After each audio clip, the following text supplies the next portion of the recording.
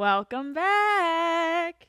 Guys, we just had, at the time of me recording this episode, we just had Labor Day, and it's officially September. It's officially fall. I literally said on the last episode too because it started to feel like fall, except it doesn't feel like fall now in LA because it's 103 degrees outside. We have not had weather like that all summer long, and then suddenly, like, I buy a pumpkin spice creamer and the weather's all weird. Rude. But today's episode, I am so excited for. I think I say that about every single episode, and I truly mean about every episode. But this one kind of hit me like a train, and I think that it was a bit of an epiphany moment for me that I'm really excited to share with you. And truthfully, it's going to be a little bit different when I share this episode because normally I'm just talking out of my noggin because I could talk for hours about anything. You tell me a topic and I can present on it. But with this episode, I kind of had a little awakening when I was on a flight this past week, and so I ended up writing down what I was thinking on my computer. And so this episode's gonna be different because I'm gonna be reading to you what I wrote down, because I just think that it put my thoughts into a really good, honestly, slam poetry-esque way. And I felt like in the moment I got down everything that I was feeling and thinking, and we're gonna elaborate on it after, but I'm excited to share with you guys Anna's Guide to Defining Success. I'm going to tell you how I define success, and maybe it's different and maybe it's the same for you, and we're going to find out what you think about it, because the question for today's episode at the Anna Guide was, how do you define success? Over on my Instagram, I posted a little story, and we got some callers who are going to share how they define success. And if you want to be a part of that little party over on Instagram and you want to call into our fan line, I won't be there, but my voicemail will. So if you want to join the conversation and visit about what each week's topics and episodes are about, you can give a call to 323-433-0683. You'll hear my voice on the other side, and I can't wait to hear yours on my episodes. So for today's episode, we are talking about success, but before we get into it, we're going to talk about a rosebud thorn, because we have them. Sometimes I lose track of what I've shared in past episodes, what did I do this week? I got home today, what am I talking about? I got home this week from Barcelona, which was really fun. I've never been to Barcelona. I've been to Spain when I was wee small child. So this was my first time getting to go. I went by myself. I went for a sailing competition. That was cool. So my rose, I would say, was the travel that I had this week.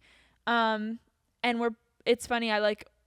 Every week I get back, I'm like, oh my gosh, I'm going to be chilling for a while. And then I look at my calendar and it's you're going again, which is kind of exciting. And I have no complaints about that. I love a good adventure. So next up is New York. So I'm looking forward to going to New York, and I'm happy to be home from Spain.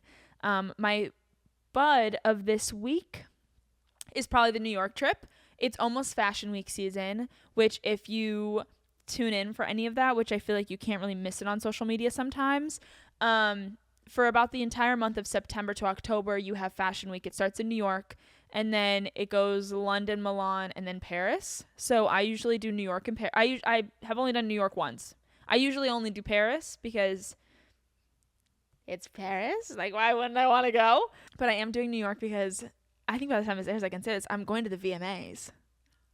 I'm going to see Chappell Roan and Sabrina Carpenter in the same room, and I'm losing my marbles. I literally just verified my +1 today, so we're bringing Danielle.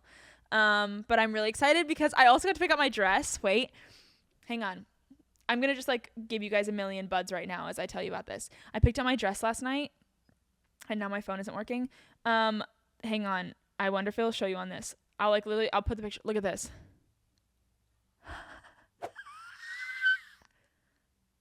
When did I get so hot? It is so seductive. I'm very excited. So that's my bud, is the dress that I get to wear to the VMAs. My thorn of this week is that my boyfriend doesn't get to come with me. Honestly, that's, I feel the thorn. My travel lately has been very individual. I'm missing that really good brew quality time, but I know he's waiting for me when I get home and cheering for me from a distance. So, slay brew.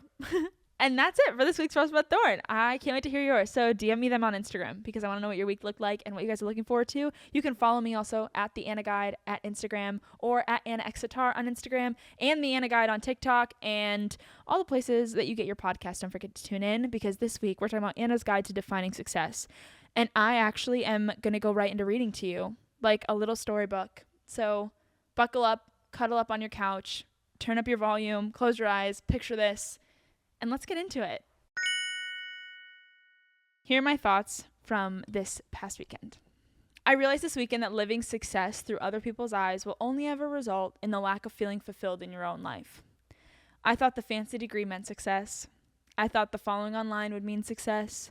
I thought the money meant success, but truthfully, as cliche as it sounds, it really is always about the happiness. It's the unforgiving confidence in your own ability. It's your joy. I did a triathlon this weekend and decided to share the journey. Days leading up, getting my first bike, training only the few days before the race. My comment section was fueled by empowerment.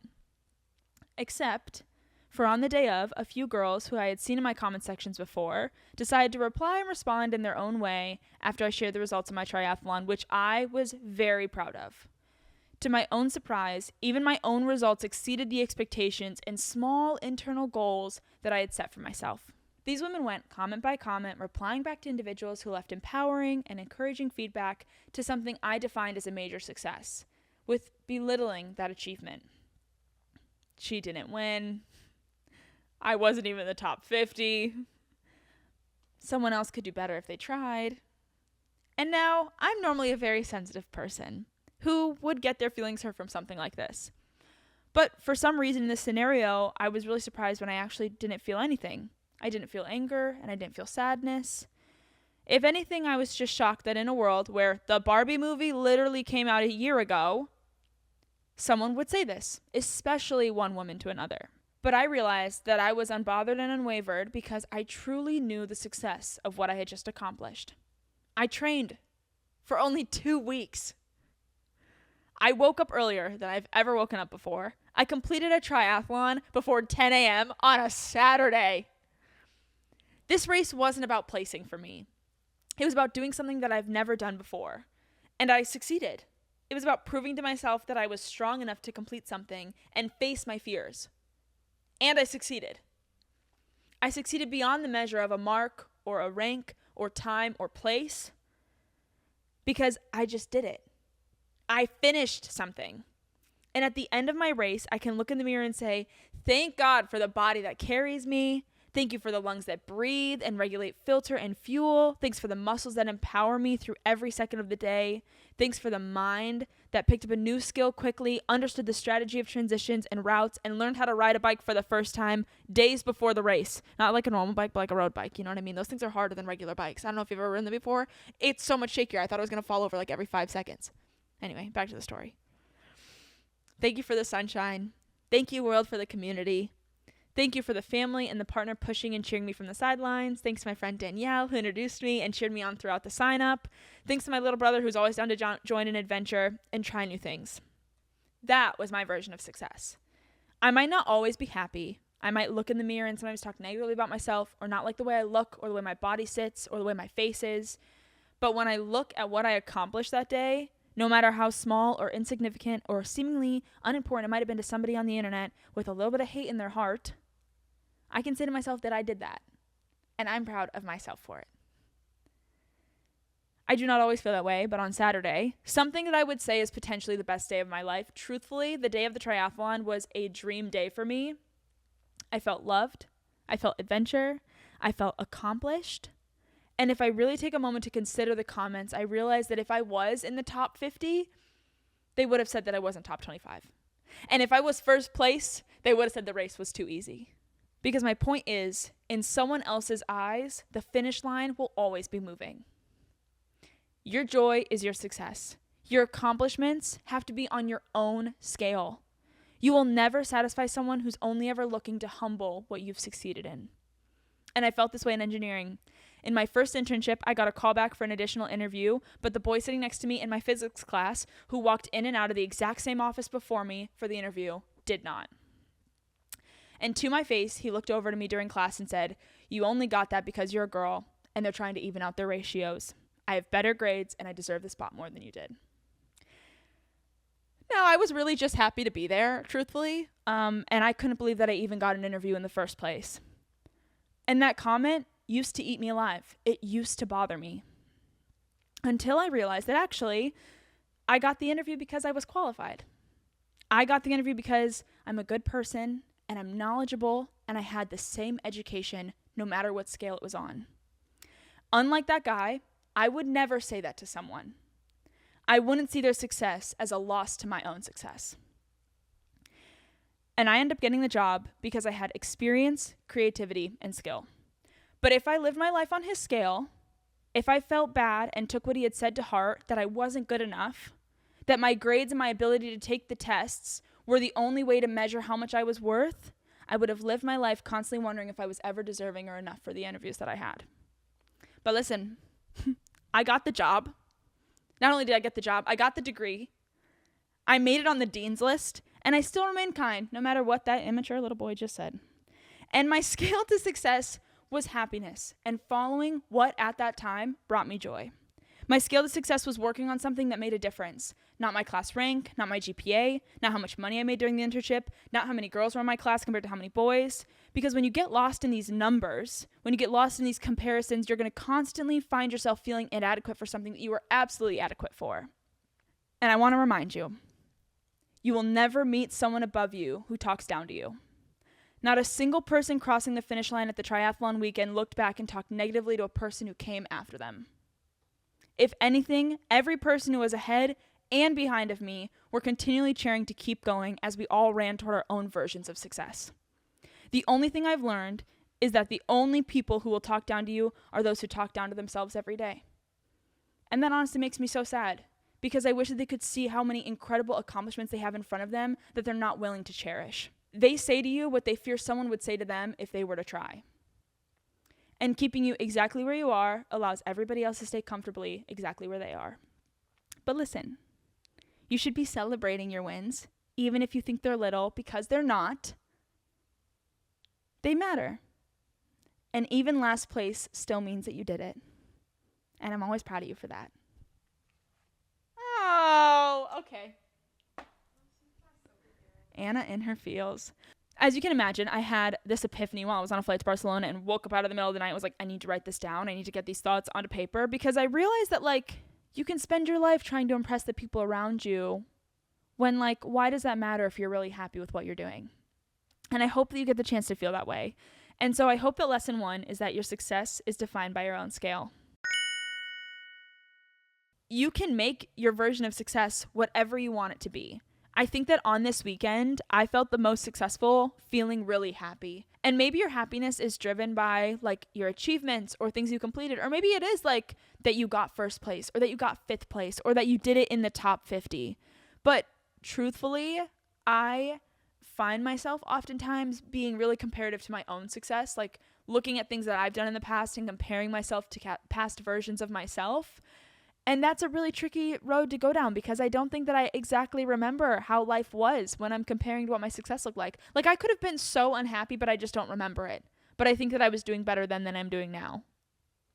I hope that made sense. But it becomes a difficult turmoil, and you have to be sure to set your scales for success as the things that you want to accomplish and that make you proud of yourself.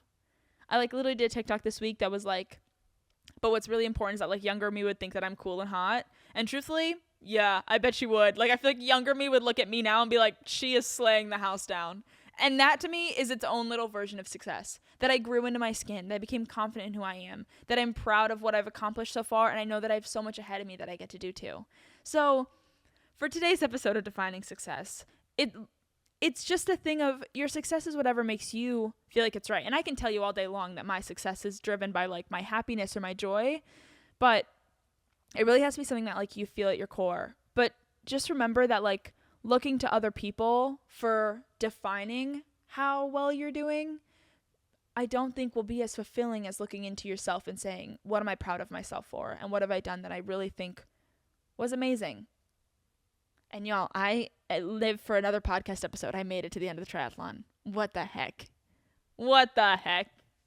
Ooh, so official, because this episode of Anna's Guide is brought to you by Command Brand. Command makes it easy and worry-free to create a space that reflects who you are with damage-free hanging products. I know on socials you guys are always asking me about my DIY tips and tricks, and honestly, Command products are my go-to whenever I feel like I need to make a quick change to my apartment or make my house feel more like a home. My favorite part about Command products is that they're so versatile and I can change and move with my style as I feel, and they leave no marks, no residue, and don't ruin any of my walls. So you can visit command.com to find out where to buy Command products on this back to college season.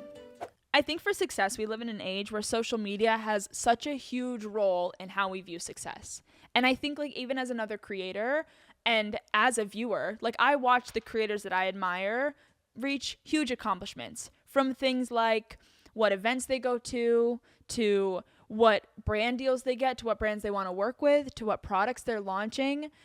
It's very easy when you're looking at your phone and you feel so parasocially connected to these people online that you can see it and think that because they're achieving that, you're falling behind. Or because they're achieving that, you can become, like I said earlier, that comparison game, that numbers game of like, oh, they've made it that far. That means that I'm not successful if I haven't made it that far.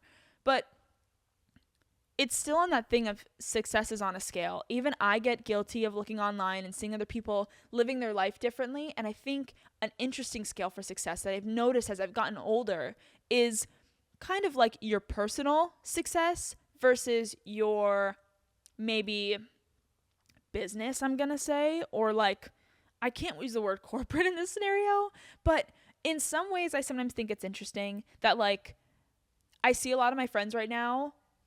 Here, this is a better way to say it. Growing up, I admired a lot of creators who did lifestyle. So I viewed success not as a financial, but as hitting the check marks of adulthood. So when I was growing up, I thought that like getting married and like finding your forever person and then having the wedding and then buying a house and then having a baby, those were, depending on how far along you made it in those checkpoints, were the amount that you've succeeded in life. You know, like how much are you filling your cup? How much are you doing the things that are like traditionally like huge milestones? I think like a younger version of myself looked at that and thought that. Now, as I've gotten older, I think I've floated a little bit in and out of the perception of that. I still feel very young. Even at 27, I sometimes still look in the mirror and I think like, am I old enough to get married? As I watch my best friend literally get married like a couple weeks ago, sometimes I still don't feel like I'm at that level in life, but I've realized that my success is like, how happy am I in this era in life? How much am I enjoying what I'm doing right now? Am I signing up for new things? Am I trying new things? Do I get the chance to like be a new, better version of myself? And everyone, like I said, it's your own individual scale. Sometimes I look at my life in the terms of like what I've achieved in my more personal life and more in like that lifestyle, like getting married and having a boyfriend and like making those next steps. And I feel a little bit behind and I can fall into this mentality of like comparison, like, oh my gosh, everybody else in my life, every time I open Instagram, somebody's engaged. Every time I open Instagram, somebody's having a baby. Am I behind? Am I succeeding enough? Am I accomplishing enough? But then I look at the other areas of my life, like maybe in my more like entrepreneurial, work-focused side of my world. And I think I'm really proud of what I've succeeded in thus far. And I think that I'm excelling in a lot of the areas. In a comparative mindset, I think that I'm excelling. But if I don't look at it from comparison, am I happy with where I am right now? That's the scale that I think really matters. And I kind of learned about this scale in an interesting way. I did this retreat at the start of the year, and I told this story on TikTok.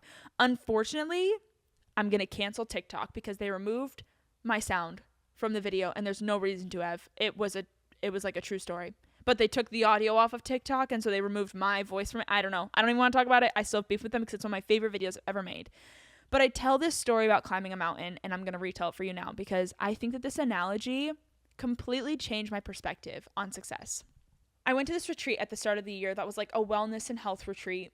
It can be on a variation of things. There were divorcees there. There were people getting into their health journey. I was kind of there for the mental health aspect of it. You pretty much like hike a bunch of the Malibu Mountains, okay? That's in a nutshell what the retreat was. It was like very much, you get like fitness classes, you hike mountains, you like live on the property, and like you're vegan for a week, okay? It's a lot. But it was cool. And I was like, my mom signed me up for it because she was like worried about me or something. I don't know. So she like sent me off to this camp. Okay. And on one of the last days that we were there, I had just hiked all week long. My feet were absolutely wrecked. I was covered in blisters. And the only requirement on the last day of camp was to do this 1 hour hike up and down the mountain behind the retreat. I'm going to call this the retreat. Behind the property. So because I was covered in blisters, my shoes hurt me so bad, had to sit and wait to get my feet wrapped before I could head out for the hike. And as I'm sitting there, I'm like waiting for somebody to come and help me because they like had people who like really knew what they were doing. I was not one of those people. So I'm sitting and waiting, but I'm watching every other person go ahead of me and start this hike. And there was no start time, no end time. They just said, as soon as you get the chance to go out on this hike and do your 1 hour. And I'm sitting there and I'm like antsy. I'm like, I'm going to be behind. Everybody else is getting started already. And I haven't even started. My feet are not even wrapped. And like, everybody's going to finish the climb before I finish the climb. And then somebody comes, they help me. We wrap my freaking blisters that were falling apart. I put on my hiking boots, and I literally, when I tell you I like was lightly jogging in my like mountain boots, like trying to get to the hill fast enough. And I couldn't see anybody else. I was totally alone. There's nobody, I can't see anybody ahead of me or behind me or like coming down the mountain. And as I'm speed walking, I'm like working my way up this mountain. I'm out of breath. I like look over and I see this beautiful view of the Malibu Mountains. And if you've ever been to California, if you've ever been to the Malibu Mountains, it's like the most breathtaking thing. You look one way and you have mountains and valley. You look the other way and you literally have like the ocean, like the Pacific Coast Highway driving up like the curve. Like if you look, you can see the entire edge of California. It's breathtaking. But as I'm hiking up this hill, I'm like, I can't stop to take a photo. Like I also was like kind of on like a no phone kick for this entire retreat. And so this is the last day. So I'm kind of like, you know, haven't had my phone all week, but I'll bring it out to take photos. And as I'm climbing up this hill, I'm like, I'm not going to stop for this photo because I'm going to be late. I'm so far behind everybody else. Like I need to catch up and I need to hurry up. And as I'm hiking, I walk past the corner and I'm still going. I start thinking, I'm like, am I really behind though? Like, if you really think about it, I know that they're ahead of me, but what am I rushing to finish? What is the worth of sprinting through this if I'm not enjoying it? How am I going to be better by finishing as fast as everybody else? And what am I missing along the way if I do? And I kind of stopped in my tracks in that moment. And I like took a deep breath and I was like, ooh, that was a little bit of like a bone chilling like voice that came into my mind and was like, what's your rush? And I turned around and I actually hiked back down the hill to the corner that I liked. And I took out my phone and I took a photo. And then I started walking a little bit slower. And suddenly I noticed that I could hear the birds in the mountains, which is not something you hear in LA. I noticed there were so many flowers in bloom. And the sun was really warm. It was January, so I was in a sweatshirt, but like the sun was still so warm on my face. The hike like kind of hurt, but kind of felt nice, like to get your muscles moving in that way. There were so many trees and so much greenery. I could hear the ocean from the mountains. And I was like, oh my gosh, all these things that I would have missed if I would have rushed through this process. And what's crazy is I finished the hike. I made it to the top. I made it back down to the bottom. I finished the hike in an hour, and I wasn't behind anybody else. I finished in my own time. It didn't really matter how anybody else finished because I still did exactly what everybody else achieved. But like, maybe slowing down let me enjoy the journey a little bit more. I actually got to experience something that I'd never seen before. So, that analogy I often equate to life, that when you see other people sprinting up the mountain, and rushing, and getting to things faster than you are, first off, maybe they had a head start. Maybe it took a little more preparation for you. Maybe you had to get your blisters wrapped. Maybe you were waiting for the right time. Maybe something else came in the way and you had to wait for this door to close for the next one to open. Maybe the path was closed when you got there and you had to wait. Okay? So they might be ahead of you because they got a head start. But also they might be ahead of you because they didn't really enjoy the journey. They're rushing to the peak of it all. And the only place you have to go once you do get to the top is back down. Not always. I have a friend who uses this analogy that I really enjoy about mountains. One last mountain analogy and I'm done. And he said to me once when I was feeling a little bit overwhelmed with work, and sometimes I like look at my like, I just talked about, you know, I'm very proud of myself for what I've achieved, how happy I am in my success and like what I've done in my career. But then I'm like, is this all I'm good for? Is that the end of the mountain for me? Is this my way back down? And he literally looked me in the eyes and he goes, you can either look at the way of the mountain that you came and say, now it's time to go back down, or you can turn around and realize there's a bigger mountain behind you and keep climbing. Whoa. Okay? So I want you to keep that in mind too. That like just because you made it to the top doesn't mean it's the top of every mountain. There could be another mountain behind you. Turn around and look. But also, the timing of your success compared to other people's is never really benefiting or scaling what your success could really look like. So keep that in mind. When you like look around and you're like, oh my gosh, someone's up their mountain faster than I'm up my mountain, that doesn't mean you're not going to make it to the top of your mountain. Okay? Literally, this episode should be called like Anna's Guide to Mountains at this point. Like, what the heck? But I think our lesson too is that the comparison of your success to someone else's doesn't mean you're not going to make it that far. So, with that little lesson, I think that the most important thing to remember is that the speed of your success will not equate to how much you will accomplish. And enjoy the journey on the way.